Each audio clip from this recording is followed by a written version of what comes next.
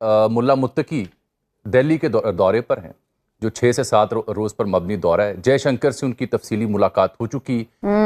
जो मुल्ला मुत्तकी की वहाँ पे प्रेजेंस और दौरे को मॉनिटर कर रहे हैं, वो कुछ ऐसा खुलासा पेश कर रहे हैं कि एग्रीमेंट का मफहूम यह है कि attack on Afghanistan will be attack on India. खतरनाक सिलसिले की आप शुरुआत कह सकते हैं। तालिबानी हुकूमत ने पाकिस्तान के खिलाफ अब तक की सबसे बड़ी चाल चल दी है। एक और बहुत बड़ा हमला हुआ है, रातों रात overnight battle, another overnight battle on Dera Ismail Khan. Police training centre के ऊपर फितना अल खारिज का हमला हुआ 5 घंटे तक। And this one move by Afghan government is going to change the scenario. अब क्या अफगानिस्तान के पास इस वक्त कोई एयरफोर्स तो नहीं है जाहिर है, लेकिन वो किसी और मुल्क के साथ एग्रीमेंट कर सकते हैं, उनसे एयरफोर्स ले सकते हैं, नहीं ले सकते।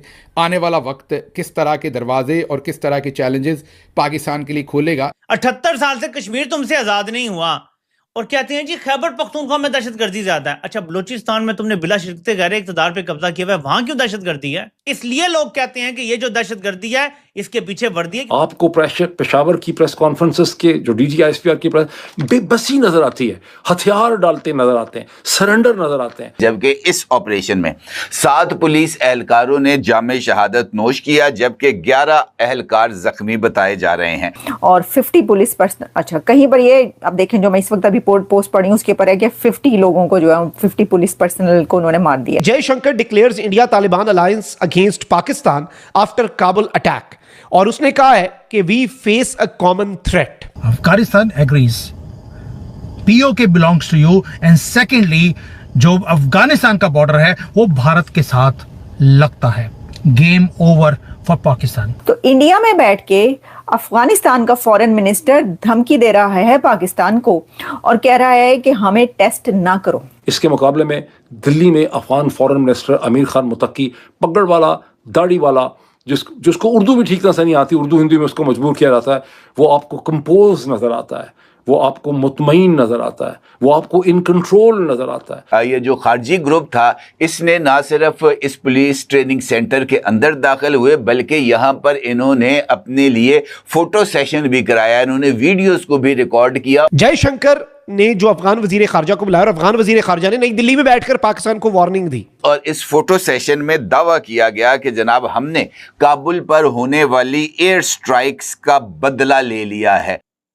नमस्कार दोस्तों, तालिबान के विदेश मंत्री भारत के दौरे पर हैं और इसे लेकर पाकिस्तानी मीडिया में जबरदस्त मेल्टडाउन है इस वक्त। और जो कहा जा रहा है पाकिस्तानी मीडिया की तरफ से, ये मैं नहीं कह रहा, पाकिस्तानी मीडिया का कहना है कि अब जो दोनों देशों के बीच बातचीत हुई है उसके बाद अगर अफगानिस्तान पर कोई अटैक होता है तो ये भारत पर अटैक माना जाएगा। और यहाँ तक भी कहा जा रहा है कि भारतीय एयरफोर्स के प्रेजेंस जो है वो अभी अफगानिस्तान में हो जाएगा, जिसके बाद पाकिस्तान के लिए बहुत मुश्किल होने वाली है। और इसी पर जब पाकिस्तानी मीडिया का रिएक्शन निकल कर आ रहा है वो अब मैं आपके साथ शेयर करने जा रहा हूँ। सो विदाउट वेस्टिंग टाइम चलिए हम लोग वीडियो शुरू करते हैं। हो सके तो चैनल को सब्सक्राइब कर वीडियो को लाइक कर दीजिएगा। जय हिंद, जय भारत।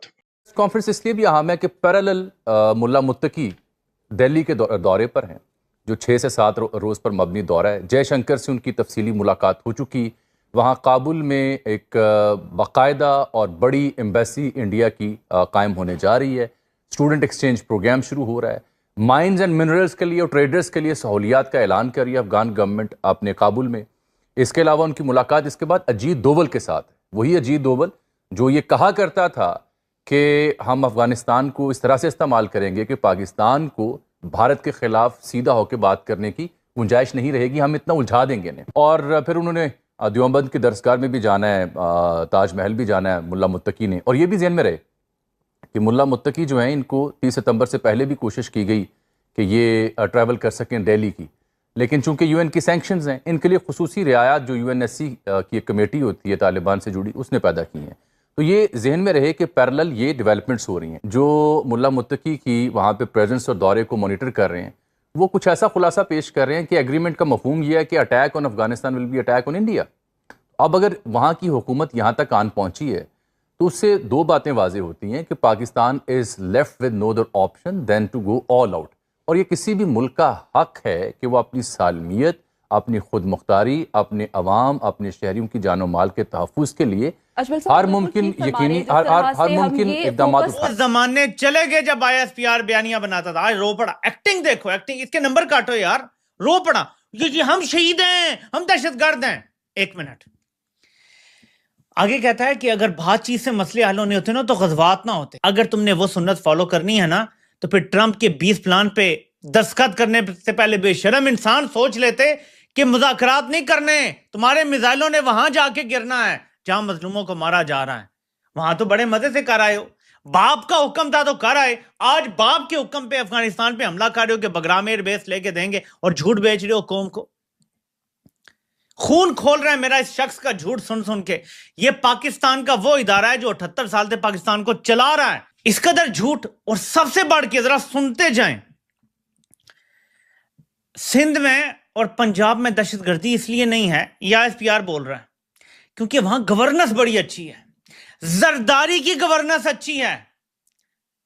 सोचें, मरियम नवाज की गवर्नेंस अच्छी है, नहीं अच्छी तो इमरान खान की गवर्नेंस अच्छी नहीं है। यार इमरान खान ने तुम्हें मशवरा दिया था सियासी जमात बना लो, तो बना लेते ना, अब तक रजिस्टर तो कर लेते सियासी जमात। चलो PDM ही रख लो नाम यार अपनी सियासी जमात का। इसीलिए कहते हैं कि पाकिस्तान की फौज पाकिस्तान की सबसे मुनज्जम सियासी जमात है, जिसका मुसल्ला जत्था भी है।